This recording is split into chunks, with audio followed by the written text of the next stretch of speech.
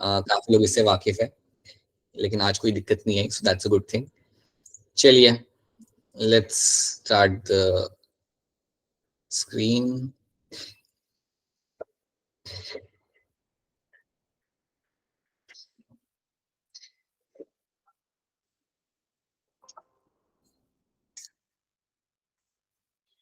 Alright, तो यहाँ से आपका चैप्टर स्टार्ट होता है, circulatory system, body fluid and circulation. Chapter का नाम है आपका, यहाँ पे चैप्टर 18 है आपका 11th स्टैंडर्ड का।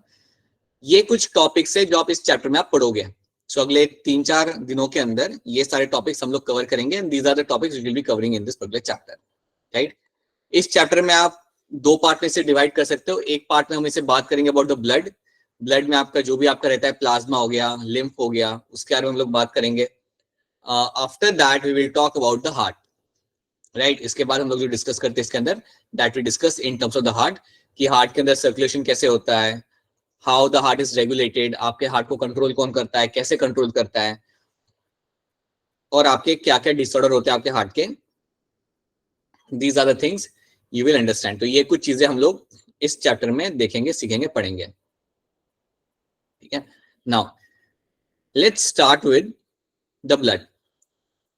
ब्लड वाले पार्ट से हम यहाँ पे चालू करते हैं।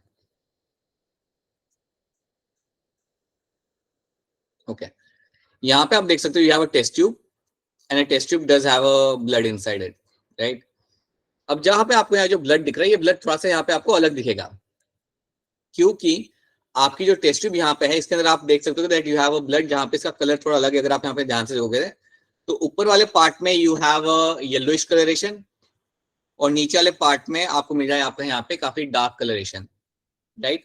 अब ऐसा टेस्ट ट्यूब में आपको क्यों दिख रहा है? सो याद रखना कि आपके ब्लड के अंदर आपको 2 चीजें यहाँ पे आपको दिख रही है। जो येलो वाला पार्ट आपका जो ऊपर है, येलोइश जो आपका पार्ट ऊपर है ब्लड के अंदर, that part is called as my plasma. इसको हम बोलते हैं यहाँ पे एज अ प्लाज्मा। इसको हम बोलेंगे यहाँ पे एज अ प्लाज्मा। और नीचे वाला पार्ट जो मेरा यहाँ पे, उसे हम बोलते हैं एज अ फॉर्म्ड एलिमेंट। तो याद रखना, ब्लड को हम यहाँ पे 2 पार्ट में डिवाइड करते हैं। Let's divide the blood in 2 categories over here. तो ब्लड को मैं यहाँ पे 2 कैटेगरी में यहाँ पे डिवाइड करूंगा। एक कैटेगरी मेरी यहाँ पे होती है जिसे हम बोलते हैं यहाँ पे as a plasma. So blood में आपको प्लाज्मा मिलेगा देखने के लिए। और दूसरी कैटेगरी जो मेरी यहाँ पे, उसको हम बोलेंगे यहाँ पे एज अ फॉर्म्ड एलिमेंट।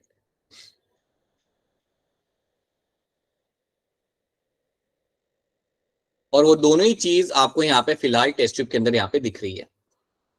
अब सवाल ये आता है कि आपका ब्लड के अंदर you have a plasma and a formed element, ये बेसिकली कितना होता है? सो याद रखना, आपका जो प्लाज्मा होगा इट विल बी रफली अराउंड लेट्स से 55%। 55% आपका यहाँ पे होता है प्लाज्मा, और 45% आपका होता है आपका फॉर्म्ड एलिमेंट। अब क्वेश्चन यहाँ पे ये आता है कि यार मेरा फॉर्म्ड एलिमेंट है क्या, what is actually formed element, इसमें क्या आता है? तो ये सब आप जानते हो या पहले भी पढ़ चुके हो। याद रखिएगा, फॉर्म्ड एलिमेंट के अंदर आपको 3 आपके मेजर ब्लड सेल्स आपको यहाँ पे मिलेंगे। This will have something like your RBC, this will have something like your WBC and your platelets. ये 3 चीजें आपको मिलती है आपके फॉर्म्ड एलिमेंट्स के अंदर, राइट। सो याद रखना, ब्लड में 2 चीजें आपको मिलती है, plasma and formed elements. Formed elements में आपके सारे ब्लड सेल आपके आ जाते हैं, और प्लाज्मा के अंदर सिर्फ लिक्विड होता है जिसमें आपको कुछ चीजें मिलती है, वो हम बाद में देख लेंगे। ये जो पिक्चर आपके सामने है टेस्ट ट्यूब के अंदर, तो आप यहाँ पे क्लियरली देख सकते हो, you can C a plasma ऊपर वाले एरिया के अंदर, और नीचे वाला जो एरिया मेरा यहाँ पे है that will be having my formed elements. उसमें सारे के सारे फॉर्म्ड एलिमेंट आपके इकट्ठा हो गए। अब क्वेश्चन यहाँ पे ये आता है कि ऐसा क्यों हुआ? जब आप करते हो, जब आपके, अब अगर आप अपने बॉडी में से ब्लड निकालो और अगर आप इसे टेस्ट ट्यूब में डालोगे, तो टेस्ट ट्यूब में डालने के बाद what will be happening that आपका ब्लड तुरंत आपका जम जाएगा। जैसे आपने ब्लड को टेस्ट ट्यूब में डाला, व्हाट विल हैपन, तुरंत आपका जो ब्लड वहां पे होगा वो आपका जम जाएगा। ये बात आपने नोटिस की होगी। अगर आपको कभी कट लगता है, अगर ब्लड बाहर निकलता है, तो उसे जमने में ज्यादा टाइम लगता नहीं है वहां पे। लेकिन यहाँ पे ऐसा क्या हो रहा है कि आपका ब्लड आपका यहाँ पे हमने इकट्ठा किया है, और आपको यहाँ पे 3 अलग चीज, 2 चीजें आपको यहाँ पे अलग अलग दिख रही है यहाँ पे। So what is happening over here? तो ये बात ध्यान से समझिए कि लैब के अंदर हम क्या करते हैं। लैब में हम करते हैं एक प्रोसेस जिसे हम कहते हैं हमारा सेंट्रीफ्यूज। लैब में एक हम प्रोसेस रन करते हैं जिसे हम कहते हैं सेंट्रीफ्यूज। ये लैब में रन किया जाता है। अब इसमें होता क्या है, अगर मैं एक पैथोलॉजिस्ट हूं, तो मैं ब्लड कलेक्ट करूंगा टेस्ट ट्यूब के अंदर और फिर उसको रख दूंगा मैं अपना एक मशीन के अंदर। उस मशीन को हम कहते हैं सेंट्रीफ्यूज मशीन। उस मशीन को हम कहते हैं यहाँ पे सेंट्रीफ्यूज मशीन। वो मशीन गोल गोल घूमती है, वो मशीन गोल गोल घूमती है at a very high speed. That machine moves at a very high speed. वो गोल आपका घूमेगी मशीन, रोटेट करेगी, और वो करने के बाद आपको इस तरीके से आपका ब्लड मिलता है। वो करने के बाद आप अपना सेपरेट कर पाते हो अपने प्लाज्मा को अपने फॉर्म्ड एलिमेंट के साथ। सो वो करने के बाद you can actually see the separation between the plasma and your formed element.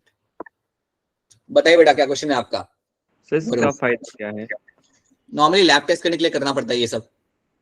समझो कि आपको आपके बॉडी के अंदर देखना है कि कौन से पैथोजेंस है ब्लड के अंदर, तो ये करना पड़ता है। You have to separate a plasma. आपको प्लाज्मा पे सेपरेट करना पड़ता है, ठीक है। तो ये कोई भी आपको टेस्ट रन करना हो ना लैब के अंदर, तो आपको प्लाज्मा और फॉर्म्ड एलिमेंट को सेपरेट करना पड़ता है, क्योंकि आपको प्लाज्मा में बहुत चीजें मिल जाती है जो आपको फॉर्म्ड एलिमेंट में आपको नहीं मिलती, तो आपके काम का नहीं होता। वरुण मेरी बात समझ आ रही है? आ रही है सर। और बाकी सब लोग को समझ आ रहा है मैं यहाँ पे क्या कह रहा हूँ? Yes sir. ठीक है। अब एक और बार मेरे ध्यान से सुनो। आप लोग मुझे बताओ, अगर आपको कट लगता है, तो अगर आपको कट लगता है और अगर आपका ब्लड बाहर आता है, तो कितना टाइम लगता है उस ब्लड को जमने के लिए बाहर निकलने के बाद? 5 से 6 मिनट। 2 से 3 मिनट कोई कह रहे हो, 5 से 6 मिनट कोई कह रहा है, 1 मिनट कह रहा है कोई। राइट, इतना टाइम नहीं लगता है बेसिकली। यस, आप जो कह रहे हो आंसर काफी हद तक सही है। अगर आपका छोटा सा कट है तो 1-2 मिनट के अंदर आपको वहां पे चीज आपकी जम जाती है। ब्लड आपका जम जाएगा। जैसे ही आपका ब्लड बाहर आया, it will get coagulated, right. अब क्वेश्चन यहाँ पे ये आता है कि आपका ब्लड आपका जो कोएगुलेट यहाँ पे हो रहा है, so what you have to understand here is that आपका जो ब्लड यहाँ पे होता है वो आपको कोएगुलेट होता है, लेकिन यही ब्लड आपके ब्लड वेसल के अंदर आपका कोएगुलेट नहीं होता। सो अगर हम बात करें आपके ब्लड वेसल के अंदर, if you talk about your blood vessels, so blood vessel के अंदर आपका जो ब्लड होता है वो आपका हमेशा रहेगा इन द फ्लूइड स्टेट। ये आपका हमेशा रहता है आपका फ्लूइड स्टेट के अंदर। तो आपका ब्लड एकदम लिक्विड स्टेट में रहता है आपके ब्लड वेसल के अंदर। और उसके होने का रीजन क्या होता है? Why you have a blood in the fluid state in the blood vessel? Anyone? आपकी नसों में जो खून दौड़ रहा है वो लिक्विड स्टेट में है ना, वो लिक्विड स्टेट के अंदर है, लेकिन जैसे वो बाहर आए वो जम जाता है। तो ऐसा क्यों हो रहा है? Why the blood vessels have blood in the fluid state? क्योंकि अंदर का टेम्परेचर अलग है और नहीं नहीं नहीं नहीं, थोड़ा इसका प्रिसाइज आंसर है। You have precise answer for this, जो आप presence of O2 molecule. Presence of O2 नहीं, O2 मॉलिक्यूल नहीं, भूल गए आप लोग शायद से। CO2। याद रखना, आपके ब्लड वेसल के अंदर you will get to see something known as your heparin. ध्यान दो यहाँ पे, you will get to have something known as your heparin. Heparin जो आपका यहाँ पे होता है, इसके वजह से आपका ब्लड रहता है हमेशा आपके फ्लूइड स्टेट के अंदर। इसके वजह से आपका ब्लड हमेशा रहेगा आपके फ्लूइड स्टेट के अंदर, याद रखना। तो हिपेरिन को हम लोग बोलते हैं यहाँ पे एज अ एंटी कोएगुलेंट। होता क्या ये? जब मैं पढ़ा रहा हूं ना, हैंड रेस करो and then you can ask a question, right? बीच में इंटरप्ट। बताओ वरुण, क्या पूछ रहे हो आप? तो होता क्या है सर ये? समझा रहा हूँ ना मैं अभी यहाँ पे, या मैं क्लास 12 के चढ़ा गया? Varun, yes sir. समझ आ रही है आपको मैं क्या कह रहा हूँ? वरुण ध्यान रखना, अब इस क्लास के अंदर आप क्वेश्चन मत पूछना, क्लास के बाद ही पूछना, क्योंकि आपके क्वेश्चन कम, इंटरप्शन ज्यादा है। So now you better ask a question after the class, not now. ठीक है? That is for Varun only, not for everyone of you. So you will find you have a blood vessel and you will have something like a heparin inside the blood vessel, and that is going to be the anticoagulant over here. अब जो आपका जो heparin यहाँ पे आपका होगा, जिसको हम कहते हैं यहाँ पे एज एंटीकोएगुलेंट, याद रखना ये करता क्या है? इसका काम होता है कि आपके ब्लड को रखेगा ये लिक्विड स्टेट के अंदर। ये आपके ब्लड को यहाँ पे रखता है आपके लिक्विड स्टेट के अंदर। So basically this is the one जो आपके ब्लड को रखता है फ्लूइड वाली कंडीशन के अंदर। तो ये बात आपको क्लियर कट मालूम होनी चाहिए। और क्योंकि आपके ब्लड वेसल के बाहर कोई हिपेरिन है नहीं, इसलिए आपका ब्लड कोएगुलेट हो जाता है। इसके बाद आपका ब्लड वहां पे कोएगुलेट हो जाएगा। So this should be clear to all of you. ये बात क्लियर कट आपको मालूम होनी चाहिए कि हिपेरिन का काम क्या होता है। It is a anticoagulant. तो एक टर्म आपने सुना होगा जिसको हम कहते हैं यहाँ पे ब्लड कोएगुलेशन। एक टर्म आपको यहाँ पता है, that is called as blood coagulation.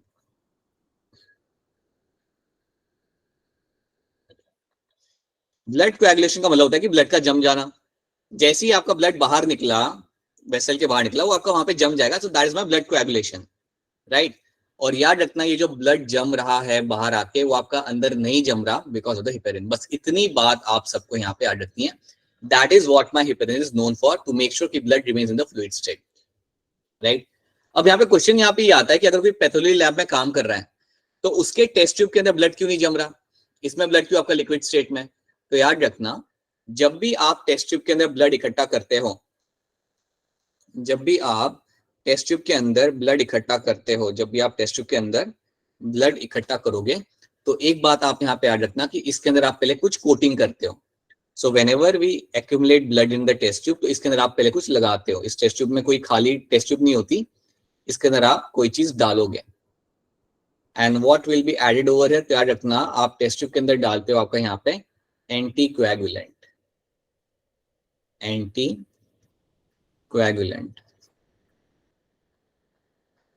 Right. तो ये बात आपको याद रखनी कि जब आपके घर पे अगर कोई ब्लड सैंपल लेने के लिए आता है कोई पैथोलॉजी लैब से, या अगर आप वहां पे जाते हो, तो आपको नोटिस करना उनके पास एक प्लास्टिक की ट्यूब होती है। They have this small plastic का tube in with them, and उसके अंदर वो लोग अपने ब्लड को इकट्ठा करेंगे। तो उसके अंदर already you have a layer of anticoagulant, वहां पे ऑलरेडी आपकी लेयर लगी होती है आपके एंटीकोएगुलेंट की, जो लैब में बनाया जाता है, और उसकी वजह से आपका ब्लड यहाँ पे जमेगा नहीं। Because of that you will be finding कि आपका ब्लड आपका यहाँ पे जमता नहीं है और it remains in the fluid state. तो ये चीज आपको यहाँ पे याद रखनी है, that is what you find in the test tube. और ये जो चीज आपको यहाँ पे मिल रही है, इसका अगर मैं आपको एक एग्जांपल दूंगा, सो एक काफी कॉमन एंटीकोएगुलेंट जो हम यहाँ पे यूज करते हैं, उसका नाम होता है EDTA।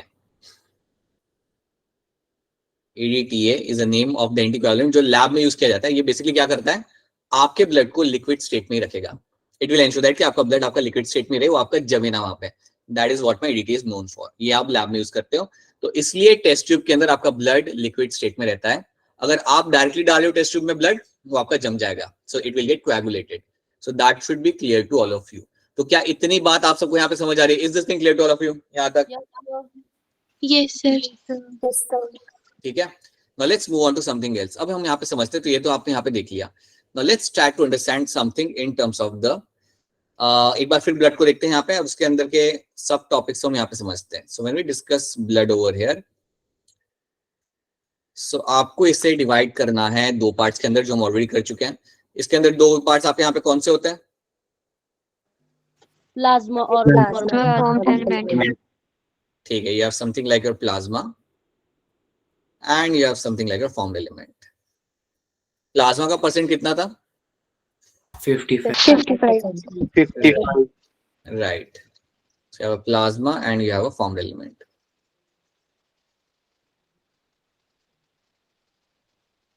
so plasma is going to be your 55% over here। plasma आपके यहाँ पे रहेगा 55% और वो आपका रहता है 45%। अभी आपका फोकस रखिए आप प्लाज्मा के ऊपर कि प्लाज्मा में आपको क्या मिलेगा। सो प्लाज्मा में अगर आप देखते हो डिटेल में, so you will get to see two things in this.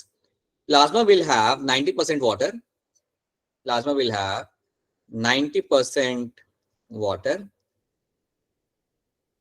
And remaining 10% जो आपका यहाँ पे होगा, द रिमेनिंग 10% जो आपका यहाँ पे होता है, वो होता है आपका minerals plus protein. It will have minerals plus protein. ठीक है, तो ये बात आप यहाँ पे याद रखना कि आपका 90% आपका यहाँ पे वाटर होगा और बाकी 10% आपका जो यहाँ पे रहता है, that's going to be mineral पर प्रोटीन आपको मिलेगा आपके प्लाज्मा के अंदर। अब थोड़ा बहुत आप याद करो, आपके चैप्टर 17 में आपने देखा था, आपके प्लाज्मा के अंदर you used to find something like NaCl, आपको मिलता था HCO3, आपको मिलते थे पोटेशियम आयंस आपके प्लाज्मा के अंदर। So that was all my mineral ions जो आपको इसके अंदर मिलते हैं देखने के लिए। तो आपको कई सारे mineral ions like NaCl, potassium ions, H+ ions, वो सारे के सारे आपको प्लाज्मा में आपको देखने के लिए आपको मिल जाएंगे, राइट। अगर मैं प्रोटीन की बात करता हूं, अगर मैं स्पेसिफिक प्रोटीन की बात करता हूं, तो याद रखना प्रोटीन आपको यहाँ पे मिलते हैं आपके यहाँ पे 3 टाइप्स के। अब यहाँ पे थोड़ा ध्यान देना, यहाँ से तुम्हारा कंटेंट चालू हो रहा है, तो यहाँ पे थोड़ा ध्यान देना। तो प्रोटीन आपके यहाँ पे होते हैं 3 टाइप्स के, so you have a protein of your 3 types over here. So एक आपका यहाँ पे होगा प्रोटीन जिसका नाम आपका यहाँ पे काफी वेल नोन है, that is going to be called as my fibrinogen. Second protein आपका जो यहाँ पे आता है उसका नाम आपका यहाँ पे आएगा albumin, and the third name over here is going to be your globulin. ये याद रखना, ये इंपॉर्टेंट है, इनको याद रखना और इनको समझना दोनों ही आपके लिए यहाँ पे इंपॉर्टेंट है। सो याद रखना प्रोटीन आपके यहाँ पे 3 पार्ट्स है, you have a fibrinogen, you have a albumin and you have a globulin over here. ये चीज आपको इसके अंदर आपको याद रखनी पड़ेगी। These are 3 proteins you will get to see in the your blood plasma. तो ये बात आपको यहाँ पे याद रखनी है। This is one thing should be clear to all of you. Now ये तो हमारा बेसिक है। Blood is a special connective tissue of fluid matrix, plasma and formed element used by complex organism to transport nutrients, oxygen and waste material। ये आप लोग जानते हो। तो अभी एक काम करते हैं हम लोग, लेट्स अंडरस्टैंड कि मेरे 3 प्रोटीन क्या है और क्या करते हैं। ये आपके लिए यहाँ पे इंपॉर्टेंट होगा समझना। So let's jump on to that. चलिए फटाफट बात करते हैं आपको यहाँ पे।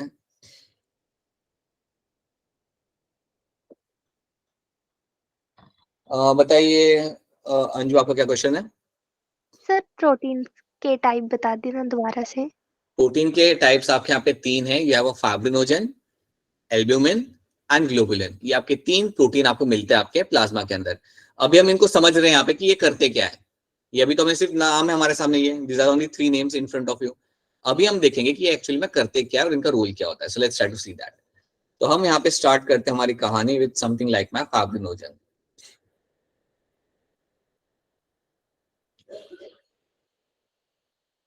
अगर मैं फाइब्रिनोजन की यहाँ पे बात करूं तो इसको हम इवन कहते हैं एज अ क्लॉटिंग फैक्टर। इसको आप इवन कहोगे as a clotting factor. This is also called as my known as clotting factor.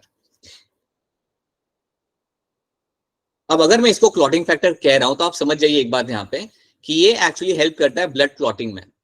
ये आपको एक्चुअली हेल्प करेगा ड्यूरिंग द ब्लड क्लॉटिंग। तो ये बात आप याद रखना कि फाइब्रिनोजन आपका एक क्लॉटिंग फैक्टर होता है। और अगर आपको कोई कट लगता है, अगर आपको कोई इंजरी होती है, तो जब वहां से ब्लड निकलने लगता है तो वो टाइम पे फाइब्रिनोजन अपना आगे आएगा और अपना काम करेगा ताकि आपके ब्लड को वहां से निकलने से वो रोक सके। सो याद रखना, it is a clotting factor and it helps in blood coagulation या ब्लड क्लॉटिंग में आपकी मदद करता है। So I can write over it, it actually helps in blood clotting. ये ब्लड क्लॉटिंग में आपके यहाँ पे करेगा मदद। तो ये बात आप यहाँ पे याद रखना कि इसका काम क्या होता है। ठीक है, so fibrinogen is a clotting factor और ये आपकी मदद करता है ब्लड क्लॉटिंग के दौरान। तो this should be clear to all of you, right.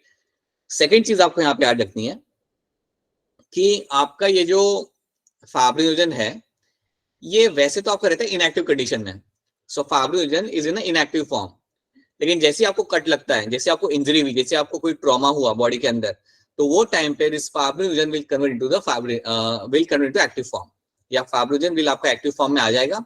और जैसे ही एक्टिव फॉर्म के अंदर आपका आएगा देन आके अपना ये काम करना वहां पे वो चालू करेगा। तो याद रखना, इनिशियली ये आपका इनएक्टिव स्टेट में रहेगा, बट जैसे ही आपके बॉडी के अंदर कोई ब्लीडिंग होती है, बॉडी पे ब्लीडिंग होती है, देन वो टाइम पे आपका एक्टिवेट करके अपना काम यहाँ पे चालू करता है ब्लड क्लॉटिंग करने का। तो ये चीज आपको यहाँ पे क्लियर कट मालूम होनी चाहिए। So this is my clotting factor. क्या फाइब्रिनोजन आप सबको यहाँ पे समझ आ रहा है? Is this thing clear to all of you? Yes, sir. Yes, sir. Yes, sir. ठीक है। Now the second thing here is going to be your albumin.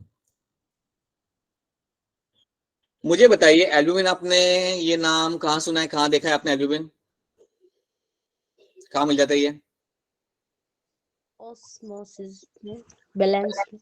अच्छा, ऑस्मोसिस से मिल जाए तो और कहाँ मिलता है? ये क्या बात होगी, ऑस्मोसिस से मिल जाए, ठीक है। और अरे एक चीज होती है जो हम लोग कंज्यूम करते हैं उसके अंदर एल्ब्यूमिन मिलता है, वो क्या होता है? एग का नाम सुना है? एग। Yes, sir. एग के अंदर क्या 2 चीजें होती है बेटा, याद करो। एक होता है येलो कलर का यॉक और एक होता है आपका एग वाइट, राइट। तो एग के अंदर जो आपको जो एग वाइट होता है ना, उसके अंदर आपको होता है एल्ब्यूमिन। याद करिए, थोड़ा याद करिए, इतना तो मालूम होना चाहिए। You will have the egg white होता है एग के अंदर, that will have a huge amount of albumin, आपको उसके अंदर आपको मिल जाएगा। ठीक है, so egg white will have a good amount of albumin which can be seen. अब एल्ब्यूमिन जो आपको यहाँ पे रहेगा ब्लड के अंदर, ये बात आप यहाँ पे याद रखना कि ये जो आपका प्रोटीन है इसका काम क्या होता है। ये आपके ब्लड में भी आपको मिल रहा है। So your blood also have certain amount of albumin. इसका काम याद रखना, इसका काम आपका यहाँ पे ये रहेगा, it actually helps in your maintain the osmotic balance. इसका काम होता है to maintain the osmotic balance. So आपके ब्लड के अंदर ऑस्मोटिक बैलेंस को मेंटेन करने का जो काम होता है आपका यहाँ पे, वो आपका यहाँ पे होगा आपके एल्ब्यूमिन का। सो इस बेसिकली ऑस्मोटिक बैलेंस का यहाँ पे मतलब ये हो जाता है, अगर मैं सिंपल लैंग्वेज में आपको बोलूं तो, you have to maintain right amount of minerals and water in the blood. आपको ब्लड के अंदर वाटर और मिनरल का कॉन्सेंट्रेशन मेंटेन करना होता है, और वो करने के लिए आपका एल्ब्यूमिन आपके यहाँ पे मदद करेगा। So albumin is something which is going to play important role in maintaining the osmotic balance. तो ये वो काम यहाँ पे आपका करता है। So that is what it is known for, to maintain the osmotic balance. तो ये एक चीज आपको यहाँ पे याद रखनी है कि इस चीज के लिए आपका एल्ब्यूमिन आपको यहाँ पे जाना जाता है। This is what my albumin is known for, right. And then you have the third part. Then आपका यहाँ पे तीसरा नाम आएगा, the third name here is going to be your globulin. Third name is going to be your globulin. अब globulin एक short नाम है। ग्लोबुलिन बेसिकली आपका यहाँ पे शॉर्ट नाम है, इसको मैं थोड़ा सा लाइक इलैबोरेट करना पड़ेगा कि एक्चुअली में है क्या। सो ग्लोबुलिन अगर रियलिटी में देखा जाए तो इसका जो पूरा नाम, जो बड़ा नाम इसका जो होता है, वो काफी लंबा होता है। So the real name of globulin is going to be your immunoglobulin. Immunoglobulin. तो ये बात याद रखना कि ग्लोबुलिन का जो पूरा नाम यहाँ पे आपका होगा, that is my immunoglobulin. So that's a complete name होगा ग्लोबुलिन, ठीक है। इसका कॉमन नेम भी होता है। इसका कॉमन नेम आप सबने यहाँ पे सुना हुआ है, the common name over here is going to be my antibodies. इसका जो कॉमन नेम आपको यहाँ पे मिलेगा, that is going to be the antibodies. ये इसका एक कॉमन नेम यहाँ पे होता है। ये नाम तो सबने सुना होगा कि आपकी बॉडी में एंटीबॉडीज होती है, बनाई जाती है, बॉडी में डाली जाती है, right. So those antibodies are nothing but my immunoglobulin. तो वही उसका एक कॉमन नाम जो है आपका एंटीबॉडीज है, बट उसका रियल नाम जो आपके यहाँ पे होता है, दैट इज माय इम्यूनोग्लोबुलिन। और इम्यूनोग्लोबुलिन को हम शॉर्ट में इस तरीके से भी लिख सकते हैं। I can also write immunoglobulin in short, and that can be written as IG. That can be written as IG. ये बात याद रखना है, जब भी आपके सामने IG लिखा हुआ कभी अगर आपको दिख जाए, so that means it is your immunoglobulin. इसको हम commonly one कहते हैं यहाँ पे एज एंटीबॉडीज। अब आपको यहाँ पे याद ये रखना है कि चलो ये तो आपका हो गया, इम्यूनोग्लोबुलिन है यहाँ पे, ये करता क्या है, that is one thing you have to know. तो आपके बॉडी में जो डिफेंस आपको प्रोवाइड किया जाता है, see basically you know this thing कि एंटीबॉडीज का काम होता है आपको प्रोटेक्ट करना, राइट। सो याद रखना, आप सिंपली यहाँ पे याद रख सकते हो कि इम्यूनोग्लोबुलिन का भी काम यहाँ पे कुछ ऐसा ही होता है। It will play the role in my defence mechanism. So it will provide the defence against the foreign body. So defence against pathogen, ये काम होता है आपके ग्लोबुलिन का या इम्यूनोग्लोबुलिन का। ये आपको प्रोटेक्ट करता है आपके पैथोजन से, या कोई भी अगर बाहर से अगर कोई पार्टिकल आ रहा है उससे वो बचाने के लिए आपके यहाँ पे वो मदद करेगा। अब आपको यहाँ पे याद ये रखना है कि चलो तो ये है, तो मेरा हो गया यहाँ पे ग्लोबुलिन। अब यहाँ से थोड़ा ध्यान देना, ग्लोबुलिन के आपके बॉडी के अंदर, या मैं कहूंगा इम्यूनोग्लोबुलिन के बॉडी के अंदर आपको 5 टाइप्स मिलते हैं। You have 5 types of IG inside the body. So now let's try to see them. सबसे पहला आपका यहाँ पे आपका होगा IgG। IgG आपका एक होता है इम्यूनोग्लोबुलिन जिसका नाम होता है आपका IgG। So that is one of the name you have to know, it's your IgG। Then second one is going to be IgA। Third आपका यहाँ पे रहेगा IgE। And then you have the fourth one, उसको हम बोलेंगे यहाँ पे as IgM। And then you have the fifth one, that is your IgD। ये होते हैं मेरे यहाँ पे 5 टाइप के immunoglobulin. So these are my 5 types of my immunoglobulin जो आपको मिलेंगे आपके, like you will find in the blood. अब एक चीज आप यहाँ पे याद रखना कि आपके पास यहाँ पे 5 टाइप्स हैं। अगर आपसे कोई पूछता है कि आपके ब्लड के अंदर फिलहाल सबसे ज्यादा IG आपका कितना है, या कौन सा IG इनमें से सबसे ज्यादा आपको मिलेगा ब्लड के अंदर, तो आपका आंसर यहाँ पे आपका होगा IgG। सो IgG आपका होता है, it is the highest in the blood. याद रखना, IgG जो आपके यहाँ पे इम्यूनोग्लोबुलिन आपके यहाँ पे होगा IgG, it is the highest in the blood. That will be highest in blood. सो ये चीज आपको यहाँ पे आ रही है that IgG will be the immunoglobulin जिसका अमाउंट सबसे ज्यादा आपको मिलेगा आपके ब्लड के अंदर. सो ये आपको एक बात याद रखनी है about the IgG. Then you have the IgA. उसका जो अगला इम्यूनोग्लोबुलिन आपके सामने दैट्स योर आईजीए. अब आईजीए जो आपका यहाँ पे इम्यूनोग्लोबुलिन आपका यहाँ पे है उसके बारे में आपको एक बड़ी ही इंपॉर्टेंट बात याद रखनी है कि ये जो आपका जो इम्यूनोग्लोबुलिन होता है ये आपको मिलता है मदर्स मिल्क के अंदर. So after the birth of the child during the breast feeding the milk is going to have IgA. So IgA मिलता है आपके मदर्स मिल्क के अंदर एंड दैट इज व्हाई हम इसे इवन मदर्स मिल्क को इवन हम बोलते हैं यहाँ पे as a colostrum. Mother's milk is also called as your colostrum. और उसके अंदर आपको ये मिलेगा आपका आईजीए देखने के लिए. So basically from mother's body आपकी कुछ एंटीबॉडीज न्यूली बॉर्न बेबी तक भेजी जाती है via breast feeding. I think you must have heard this that even बताया जाता है in the hospitals that breast feeding is not a very important part of the initial days of the baby. So during the breast feeding there are some antibodies which are given to the baby and that is going to be the IgA. तो IgA बेटा आपकी वो antibodies होती है जो आपकी जाती है from the mother side towards the baby during the breast feeding. और जो मिल्क जो होता है जो ब्रेस्ट मिल्क जो आपका वहां पे रहता है उसे हम बोलते हैं यहाँ पे द क्लोस्ट्रम. और उसके अंदर आपको यहाँ पे आईजीए देखने के लिए आपको मिलेगा. So IgA is nothing but my mother's milk right and that is something which is being used for the nursing of the baby in the initial days. Initial days में नर्सिंग करने के लिए आप इसका इस्तेमाल आप यहाँ पे करते हो राइट. सो ये बात आपको याद रखनी है. सो ये एंटीबॉडी आपकी ट्रांसफर की जा रही है. सो याद रखना बेबी को काफी नरिशमेंट मिल रहा है. along with that it is also in the antibodies from the mother's side. तो ये एक पॉइंट आपको बहुत जरूरी आपको यहाँ पे याद रखना है. तो क्या ये दो चीजें आपको समझ आ रही है यहाँ पे IgA and IgA IgG and IgA समझ आ रहा है आप लोगों को यहाँ पे? Yes, sir.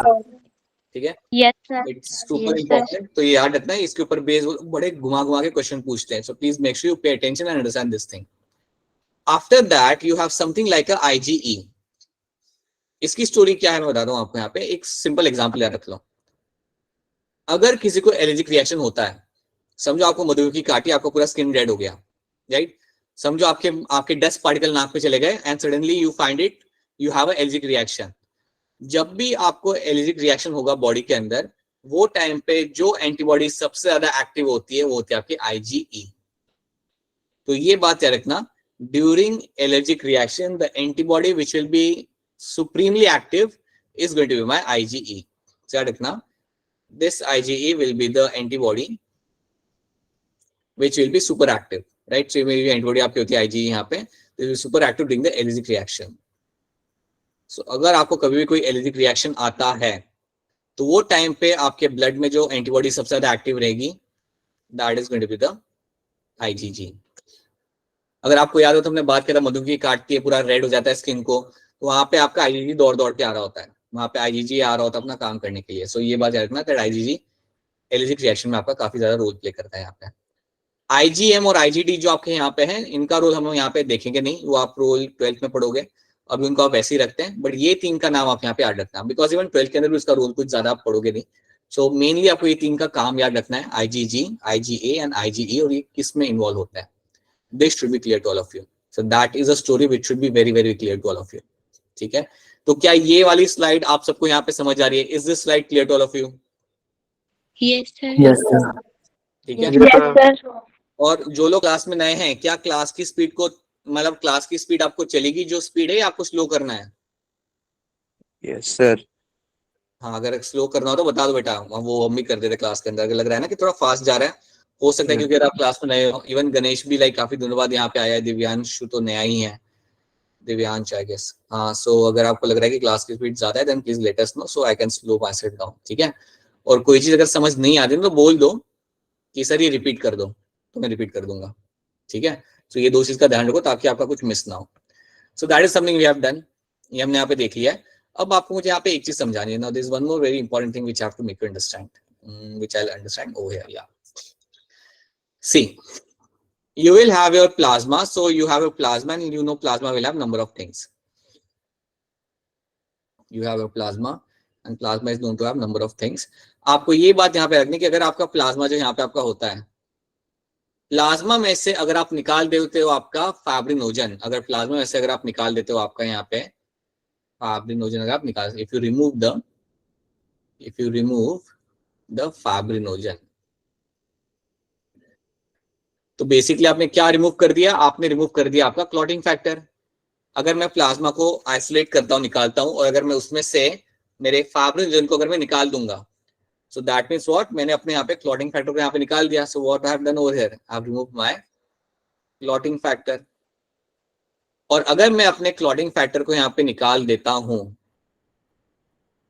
So in that case what will happen, आपके प्लाज्मा को हम बुला सकते हैं यहाँ पे एज अ सीरम। ये बात आप याद रखिए कि अगर मैं अपने प्लाज्मा में से क्लॉटिंग फैक्टर को निकाल देता हूं, अगर मैं अपने प्लाज्मा में से क्लॉटिंग फैक्टर को निकाल देता हूं, देन उसे हम बोलेंगे यहाँ पे एज अ सीरम। और क्लॉटिंग फैक्टर क्या होता है, फाइब्रिनोजन। तो समझो मैं अक्षरा को अगर मैं ब्लड देता हूं, राइट, उसमें से प्लाज्मा निकालती है, अगर वो प्लाज्मा में से क्लॉटिंग फैक्टर को निकाल देगी तो वो बन जाएगा, उसे हम बोलेंगे वहां पे एज अ सीरम। तो ये बात याद रखना। So plasma minus clotting factor is going to be called as my serum. ठीक है। अब मेरा आप लोगों से सवाल है, आप हैंड रेज करके इसका आंसर दे सकते हो। अगर मैं आपके हाथ में ब्लड सैंपल देता हूं एक टेस्ट ट्यूब के अंदर, अगर आपको प्लाज्मा को अलग करना है तो आप कौन सा टेक्निक वहां पे यूज करोगे? Raise your hand and try to tell me the answer over here. समृति बताइए कौन सा टेक्निक आप यहाँ पे यूज करेंगे? Centrifuge. Centrifuge machine, centrifuge technique हम यहाँ पे यूज करेंगे। और वो करने के बाद प्लाज्मा ऊपर होगा या नीचे होगा? सर ऊपर। और नीचे क्या होगा? Sir formed elements. राइट, नीचे आपके आ जाएंगे सारे के सारे फॉर्म्ड एलिमेंट्स। बिल्कुल सही बात है। ठीक है। अब मेरा सवाल आप लोगों से ये है कि अगर मैं एक टेस्ट ट्यूब लेता हूँ, खाली टेस्ट ट्यूब लेता हूँ, और अगर मैं उसके अंदर ब्लड डालता हूँ, तो क्या वो जम जाएगा या वो लिक्विड स्टेट में रहेगा? हैंड इसके बताना। अश्वानी बताओ। सर अगर उसमें हिपरेन नहीं होगा तो वो जम जाएगा, अगर होगा तो नहीं जमेगा। बहुत सही। अच्छा, आप हिपेरिन की जगह में और क्या यूज कर सकता हूँ वहां पे? अश्वानी। चलो पुनीत आप बता दो, what I can use other than heparin in the lab. Lab में क्या यूज कर सकता हूँ मैं? EDT. ADT है, right, ADT I can use over. मैं अपना ADT यहाँ पे यूज कर सकता हूँ। उसकी कोटिंग होती है, बल्कि यही आपको मिलता है जब आप ब्लड सैंपल लेने के लिए जाते हो। लेने के लिए मतलब आपके जब घर पे आता है ब्लड सैंपल लेने के लिए पर्सन, या अगर आप जाते हो पैथोलॉजी लैब में, तो यही वो यूज करते हैं जिससे आपका ब्लड जमता नहीं है। ठीक है। अब मुझे बता दो, हिपेरिन का काम आपके ब्लड वेसल के अंदर क्या होता है? बताइए Kanika, what is the role of heparin in the blood vessel? से ब्लड वेसल्स में ब्लड को ब्लड क्लॉट होने से रोकता है और ये ब्लड को फ्लूइड स्टेट में रखता है। क्या फायदा है ब्लड को फ्लूइड स्टेट में रखने का कनिका? होने देते क्लॉट, क्या ही फर्क पड़ रहा था? सर फिर ब्लड फ्लो थोड़ी होगा। एग्जैक्टली राइट, ब्लड फ्लो आपका थोड़ी होगा। इतना क्यों सोचने की जरूरत पड़ी थी बेटा आपको? सवाल तो सर बड़ा ही। नेटवर्क प्रॉब्लम है यहाँ पे। क्या? सर नेटवर्क इश्यू है। मेरे यहाँ पे, आपके यहाँ पे? सर मेरे साइड से। ठीक है, ठीक है। सो ब्लड फ्लो आपका हो नहीं पाएगा, बल्कि पता है ये दिक्कत होती है। कुछ कंडीशंस होती है जिसके अंदर अगर आपका ब्लड बीच में क्लॉट हो जाए ना, अगर आपका ब्लड वेसल के अंदर, देन आपका ब्लड फ्लो रुक सकता है, and that is life threatening. That can potentially happen. So will see that later. ये आपका ब्लड यहाँ से निकल रहा है हाथों में से। आई होप आपके स्कूल में भी उन लोगों ने कुछ एक्सपेरिमेंट कराया होगा ब्लड को। क्या किसी के स्कूल में ब्लड को लेके एक्सपेरिमेंट कराए थे? Blood test. कराया था ना पुनीत, कराया था ना आपको? Yes, sir. मतलब वो क्या Yes, sir, किया था, हमारे भी ब्लड क्या? अच्छा, थोड़ा वो कट किया होगा फिंगर के ऊपर और ब्लड को स्लाइड में लिया होगा। क्या किया था? Blood को एक पिंच टाइप में था, उससे ऑलराइट, सर ठीक है। हाँ बोलो बोलो बोलो सर अभिषेक बोलो। सिरिंज से निकाला था ब्लड को, मतलब injection सबका में। नहीं, फिर सबका नहीं निकाला होगा, किसी एक या दो का ही निकाला होगा। नहीं सर, सभी का निकाला था। सबका निकाला था। ये कोई एक्सपेरिमेंट नहीं हुआ, फिर तो स्कूल ने अपने लिए निकाला हुआ ही है। ये तो ब्लड टेस्ट करा होगा उन लोगों ने बेटा। लैब में एक्सपेरिमेंट नहीं होगा, ये ब्लड टेस्ट होगा। अभिषेक समझ रहे हो मैं क्या कह रहा हूँ? So that is what you will be finding happening in this. So ये आपका यहाँ पे हो गया आपका ब्लड प्लाज्मा, और यहाँ पे आपका हो गया क्लॉटिंग फैक्टर का रिमूव। अब हम यहाँ पे देखते हैं, now let's talk about my formed elements. अब जब हम फॉर्म्ड एलिमेंट की बात करें, उससे पहले काम करते हैं, एक दो क्वेश्चन सॉल्व करते हैं, देखते हैं आपको समझ आ भी रहा है नहीं आ रहा है जो हम यहाँ पे कर रहे हैं। So let me show you few questions. वो है एक दो क्वेश्चन तो हम सॉल्व कर सकते हो। देख लो ध्यान से इस क्वेश्चन को, and then raise your hand, then try to answer this. देख लो ध्यान से, टेक योर 30 सेकंड्स और करो इसे सॉल्व, और हैंड रेज करना।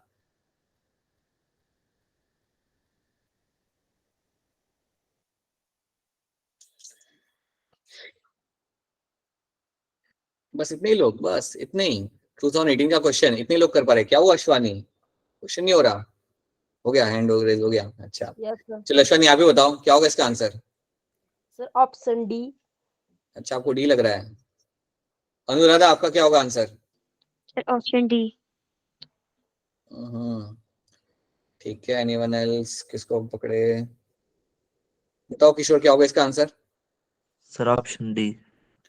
ऑलराइट, तो यहाँ पे आप देखोगे आपका fibrinogen will match with your what? Blood clotting, right? Globulin is going to match with what? Defense mechanism, and albumin is going to match with your osmotic pressure. So yes, option D becomes my correct answer. Simple सा था। अब ये वाला question आप मुझे करके बताइए कौन सा वाला? Let's do not this one, this one. ध्यान से देखिए इस क्वेश्चन को and then try to answer this. Take your time, take your 20 seconds and then try to answer this. सवाल बड़ा ही सिंपल सा है, पढ़ो इसे ध्यान से, नीट का क्वेश्चन है, देखो ध्यान से and try to solve this. You can do this, all of you. बताइए हिम्मत सिंह क्या होगा इसका आंसर? फाइब्रिनोजन। गणेश क्या होगा इसका आंसर? Binochan. एंड हर्षिता आपको क्या लग रहा है क्या होगा इसका answer? Fibrinogen. Yes, fibrin is the correct answer over here. Which of the following plasma protein is involved in coagulation of blood? So वो आपका यहाँ पे आपका हमेशा होगा आपका यहाँ पे फाइब्रिनोजन, जो आपका ब्लड कोएगुलेशन में आपके यहाँ पे मदद करता है। सो ये आपसे यहाँ पे आपका क्वेश्चन हो चुका है, ठीक है। चलिए बाकी क्वेश्चन हम लोग बाद में देखते हैं। सो नाउ लेट्स टॉक अबाउट, अब हमने यहाँ पे इतना तो देख लिया, तो प्लाज्मा की स्टोरी आपको क्लियर होनी चाहिए। So you should know what is plasma, उसमें क्या होता है, क्या काम करता है वो, all those things you should be very much clear with, ठीक है। अब इसके बाद आपको यहाँ पे याद रखना है, the next thing you have to know, अब हम अगली चीज पढ़ेंगे यहाँ पे, that is going to be the WBC। Let's start with the WBC because उसके अंदर आपको काफी ज्यादा टाइप्स मिलते हैं। So let's talk about the WBC right now. तो चलिए बात करते हैं, हमारी स्टोरी स्टार्ट करते हैं with my story of your white blood cells. RBC के बारे में हम लोग बाद में पढ़ेंगे, पहले हम पढ़ते हैं WBC को। WBC को इवन हम कहते हैं यहाँ पे as the leukocytes, they are also called as my leukocytes,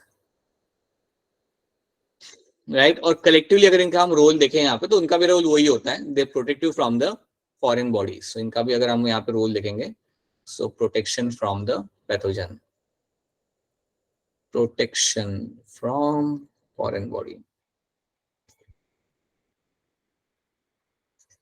अब मैंने यहाँ पे पैथोजन इसलिए लिखा कि कोई भी अगर बाहर की चीज हो ना, तो उसके अगेंस्ट WBC आपको बचाते हैं। फॉर एग्जाम्पल अगर तुम किडनी ट्रांसप्लांट करके लगा देते हो, किडनी भी किसी और की है, बाहर की है, तो हो सकता है कि अगर आपने ब्लड चेक नहीं किया हो ड्यूरिंग किडनी ट्रांसप्लांटेशन, तो आपके WBC उसे जाके टारगेट करेंगे, अटैक करेंगे उस किडनी को जो आपने ली है किसी और से, और उस टाइम पे you can have some severe complications. वो टाइम पे आपके सीवियर कॉम्प्लिकेशंस आपकी बॉडी में हो सकते हैं। तो इसलिए WBC कोई भी अगर फॉरेन की चीज हुई जो बॉडी में आ रही है, उसको वो अटैक करते हैं।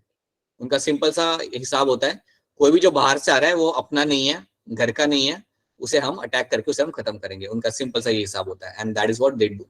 चाहे वो पैथोजन हो, चाहे वो प्रोटीन हो कोई, या चाहे वो आपका हो कोई आपका transplanted organ.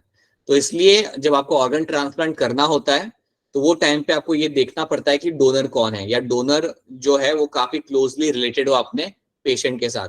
So that is a better option. अगर आप वो ऐसा सिलेक्ट नहीं करते, देन कोई ना कोई कॉम्प्लिकेशंस आपके यहाँ पे आ सकती है, ठीक है। So protection from the foreign body, that is what WBCs are known for, right. इसके और भी रोल्स होते हैं, वो हम बाद में, इसके और भी कैरेक्टर्स हम बाद में देखते हैं। पहले हम इसे करते हैं divide. Let's divide the WBC in the 2 categories. So आपका जो WBC यहाँ पे आपका होगा, इसको हम 2 कैटेगरी में यहाँ पे अपना डिवाइड करेंगे।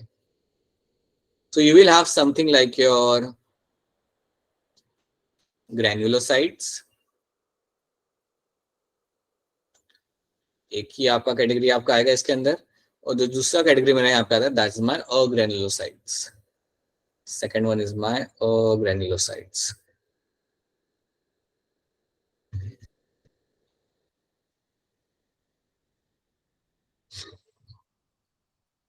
तो ये 2 कैटेगरी में आप डिवाइड करते हैं WBC को। अब इन दोनों कैटेगरी के अंदर आपके यहाँ पे कुछ सेल्स के नाम आपको यहाँ पे ऐड करने पड़ेंगे। So granulocytes will have 3 cells. Granulocytes में आपके यहाँ पे 3 सेल्स आते हैं। Those 3 cells are my eosinophil,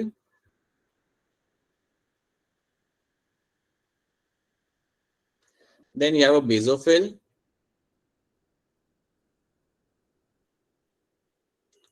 and then you have your neutrophil.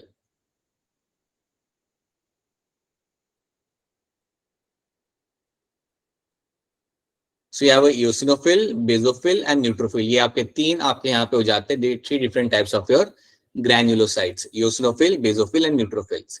अग्रेनुलोसाइट्स की अगर मैं यहाँ पे बात करता हूँ तो यहाँ पे सिर्फ आपके 2 नाम आते हैं, और 2 नाम जो यहाँ पे आपके आएंगे इनसे आप वाकिफ हैं. One is going to be my monocytes, एक यहाँ पे आपके होते हैं मोनोसाइट्स और एक आपके यहाँ पे होते हैं लिम्फोसाइट्स.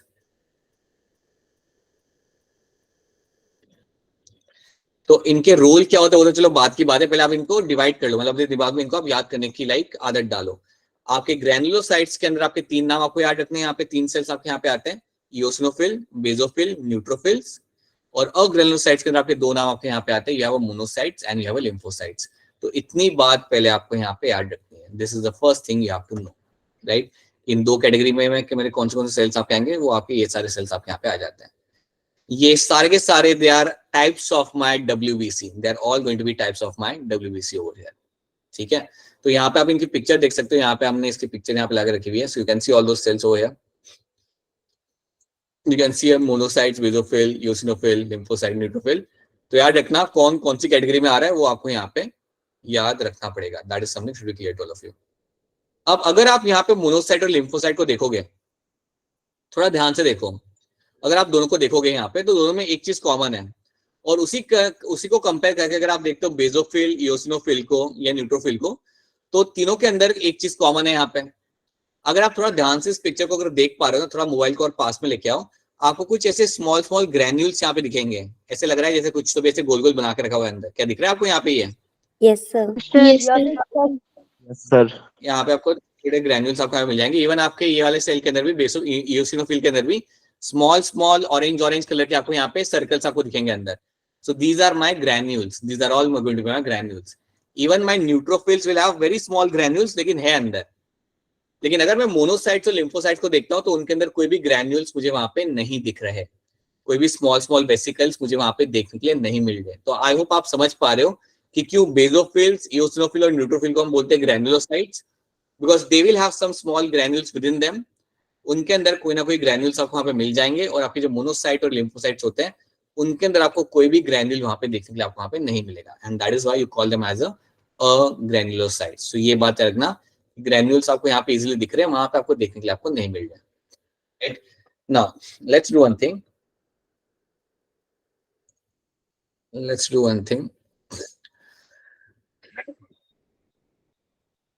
सो ये तो हमने यहाँ पे देखा. अब इसको क्या करते हैं हम लोग, लाइक लेट्स अंडरस्टैंड अग्रैनुलोसाइट्स. उनको हम यहाँ पे समझते हैं. लेट्स ट्राई टू सी कि वो लोग यहाँ पे क्या करते हैं. तो इसको हम यहाँ पे पहले हम उन्हें समझेंगे. सो चलिए अब बात करते हैं हमारे यहाँ पे अग्रैनुलोसाइट्स के बारे में.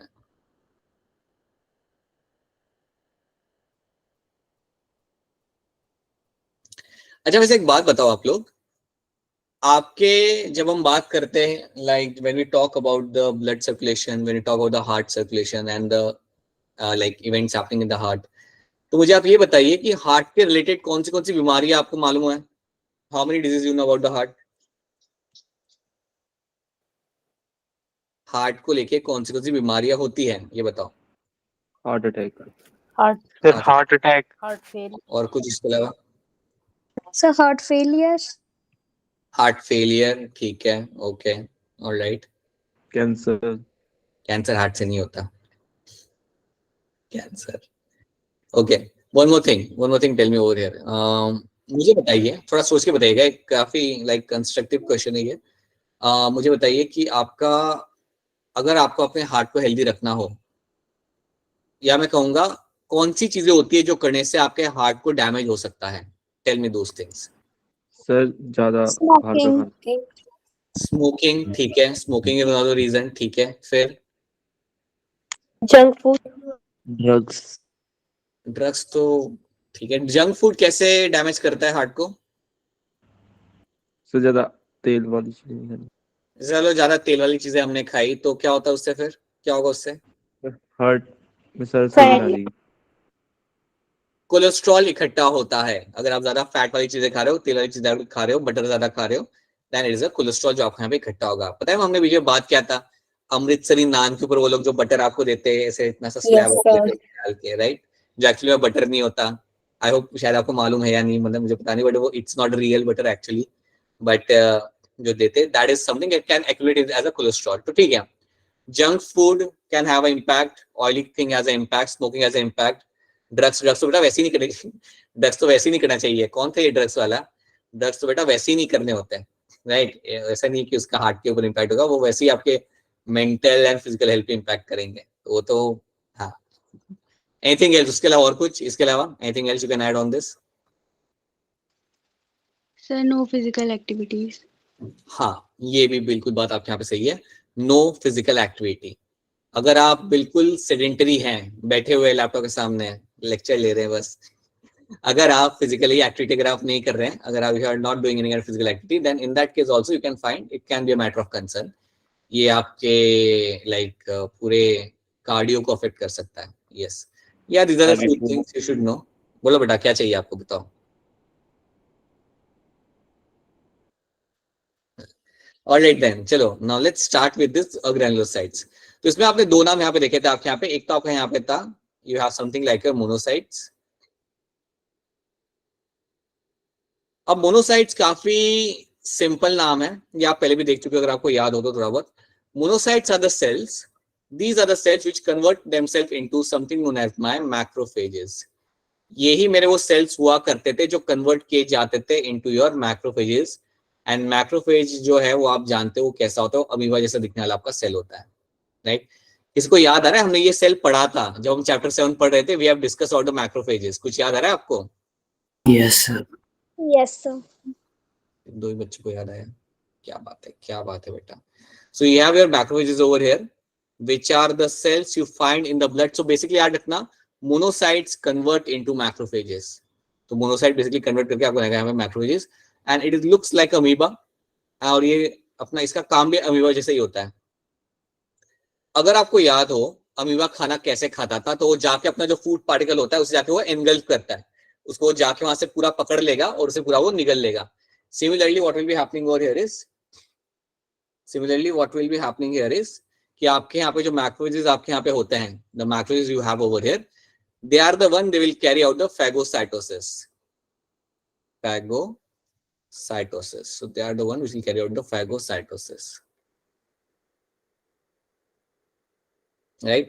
तो ये चीज आपको यहाँ पे याद रखनी है कि ये लोग आपके जो मैक्रोफेजेस आपके यहाँ पे होंगे वो कैरी आउट करते हैं आपके phagocytosis. That means what? They will come forward and they will help in the engulfing of the foreign particle. तो अगर कोई foreign particle अगर आपका है वहां पे, if you have some foreign particle from the outside in the blood, then उसको engulf करने के लिए आपके मैक्रोफेजेस आगे आके उसे फिर engulf कर लेंगे. So that is something they will be known for. ठीक है, तो ये चीज आपको यहाँ पे याद रखनी है. This is something you have to know. ये किसमें कन्वर्ट हो रहा है, उसका काम यहाँ पे आपका क्या होता है, right? रिपीट करना. देखो, monocytes will convert into macrophages. ये पहले से याद रखना. मैक्रोफेज जाके इनका काम होता है कि कोई भी अगर फॉरेन पार्टिकल होगा उसे जाके वो एनगल्फ कर लेंगे. अगर कोई बाहर से कोई प्रोटीन आ गया, बैक्टीरिया आ गया या कोई प्रोटोजोन आ गया, तो ये क्या करेंगे, उसके पास जाएंगे, उसे पकड़ के उसे खा जाएंगे. उसको हम बोलते हैं यहाँ पे as a phagocytosis. That is something called as my phagocytosis. ठीक है, तो ये बात आपको यहाँ पे याद रखनी है. This should be clear to all of you, right. Now this is what you find happening over here. The next thing you have to know here is, so ये आपका हो गया यहाँ पे monocytes, and that is what they do the phagocytosis over here. दूसरा जो मेरे यहाँ पे सेल टाइप था, the second cell type, I think we already have like only few minutes, तो मैं बस आपको उसका नाम बताता हूँ. दूसरा सेल टाइप जो आपका यहाँ पे था, that was the lymphocytes. और lymphocytes जो आपके यहाँ पे है, they are like very active immune cells. ये आपके बहुत active immune cells आपके होते हैं. So ये आपके बहुत active immune cells होते हैं. अब lymphocytes के अंदर आपके दो नाम आते हैं. लिम्फोसाइट जो आपके होते हैं उसके अंदर आपके दो नाम आपको यहाँ पे आएंगे, and those two names are going to be your T cells and B cells. So जो दो नाम आपके यहाँ पे लग जाएंगे, those two names over here are going to be your T cells and your B cells. ये दो नाम आपको इसके अंदर याद रखना है. फिलहाल के लिए हम इसके आगे नहीं जाएंगे, हम इतना ही रखेंगे. मैं चाहता हूँ कि आप इतना ही यहाँ पे याद रखें कि लिम्फोसाइट्स में आपके यहाँ पे दो सेल आते हैं, T cells and the B cells, right. Monocytes will convert into macrophages, right, and then they will carry out the phagocytosis. याद रखना, फिर वो जाके चीजों को engulf कर लेते directly, and they both cells, lymphocyte and monocyte, are a part of my granulocytes. On the other hand, जो आपके granulocytes होते हैं उसमें आपके तीन नाम आपके यहाँ पे आते हैं. You have a eosinophil, basophil and a neutrophils. The three names which will become part of my granulocytes. ठीक है, इनको हम बाद में सेपरेटली पढ़ेंगे अलग से, बट इतनी पोर्शन जो आपको कराए उतना आप यहाँ पे याद रखो, राइट. उसके अलावा ये वाली बात याद रखना कि सीरम क्या होता है, इतना भी याद रख लेना कि what is my formula and all those things. चलिए काम करें, इसे रिवाइज करते हैं फटाफट. Let's revise all those things quickly. मुझे बताइए आप लोग, quickly tell me this thing. आपके बॉडी में यू हैव द ग्लोबुलिन जो आपको मिलता है प्लाज्मा के अंदर. मुझे बताइए ग्लोबुलिन के कितने टाइप्स होते हैं, हैंड रेज करके. How many types of globulin I will find in the blood. बताइए अंशिका, कितने टाइप्स आपको मिल जाते हैं? 5. ऑलराइट, ठीक है. नाउ टेल मी अंशिका, आप मुझे बताइए इनमें से कौन सा होगा जो सबसे हाईएस्ट अमाउंट मिलेगा आपके ब्लड के अंदर? IgG. Very good, IgG. ठीक है, आईजी का फुल फॉर्म क्या होता है अंजू? सर रिपीट करना एक बार. आईजी जो होता है, आईजी जो टर्म होता है उसका फुल फॉर्म क्या होता है? अमीनोग्लोबुलिन. इम्यूनोग्लोबुलिन, बिल्कुल सही. ठीक है, मुझे बताइए 5 ग्लोबुलिन या 5 इम्यूनोग्लोबुलिन में से कौन सा होता है जो इन्वॉल्व होता है ड्यूरिंग द एलर्जिक रिएक्शन? तो हैंड रेज करना पड़ेगा आपको इसके लिए. रुक जाओ. महक चौहान, आप बताइए. IgE. Right, IG is the one which will involve during the allergic reaction. बिल्कुल सी बात है. महक, आप मुझे ये बता दो कि आपका जो आईजीए होता है वो आपका कहाँ मिलता है आपको देखने के लिए? Mother's milk. Mother's milk. Yes, it has been transferred from mothers to the in a newly born infant to the breastfeeding. बिल्कुल सी बात है. That's a correct answer. ठीक है. Then आप मुझे बताइए आपके एल्ब्यूमिन का काम क्या होता है प्लाज्मा के अंदर? बताइए अनुराधा. अनुराधा नहीं, अब बताना पड़ेगा. एल्ब्यूमिन का काम क्या होता है, बोलो. भूल गई. गणेश बताओ, एल्ब्यूमिन का काम क्या होता है? Maintain osmotic balance. Right, it is known to maintain the osmotic balance. बिल्कुल सही बात है. ठीक है, so that is what albumin is known for. And then you have the clotting factor जिसका नाम होता है आपका फाइब्रिनोजन, जिसका काम होता है यहाँ पे ब्लड को क्लॉट कराना. ठीक है, अगर मैं प्लाज्मा में से क्लॉटिंग फैक्टर निकाल दूंगा तो उसे हम क्या बोलेंगे? बताइए, आप बताइए. सीरम. राइट, उसे हम बोलेंगे यहाँ पे as a serum. Right, so that is something we have done. हमने ज्यादा कुछ नहीं किया, हमने प्लाज्मा वाले पार्ट को हमने देखा. और एक please have a general understanding. ठीक है, हर चीज को रट्टा लगाने की कोशिश मत करो, एक अंडरस्टैंडिंग क्रिएट करो उसके आसपास कि ऐसा क्यों है और वो क्या कर रहा है वहां पे. ठीक है, सो याद रखना ब्लड वेसल में हिपेरिन होता है तो क्यों होता है याद रखना. और अगर हिपेरिन नहीं है या अगर आपका क्लॉटिंग एंटीकोएगुलेंट नहीं है देन उसके इम्पैक्ट क्या होता है. So all those things you should understand. यहाँ पे ये भी आपको याद रखना है कि आपके जो टेस्ट ट्यूब होती है उसमें हम लोग क्या यूज करते हैं लैब के अंदर. सो ये सब चीजें आपको इसके अंदर आपको याद रखनी है. These are the few things all you have to remember in this. ठीक है, सो आज यहाँ तक ही रखते हैं. अगली बार जब हम लोग मिलेंगे, जब हम लोग कल मिलेंगे तो इसको आगे बढ़ाएंगे. Will be trying to cover all the blood cells and will go beyond that. So कल का क्लास खत्म होते होते like till the end of the class we will solve around 8 to 9 more questions. 8 से 9 क्वेश्चन हम लोग और कर लेंगे ताकि आपका इसको लेकर कॉन्सेप्ट आपका थोड़ा क्लियर हो जाए. ठीक है, so that's it from my and. अब आपके पास कोई अगर सवाल है तो अपने सवाल आप पूछ सकते हो. अगर सवाल नहीं है तो आपका लेक्चर यहाँ पे खत्म होता है. हम लोग फिर मिलेंगे सेम टाइम पे कल. So yeah bye bye, good night. Bye, sir. Bye.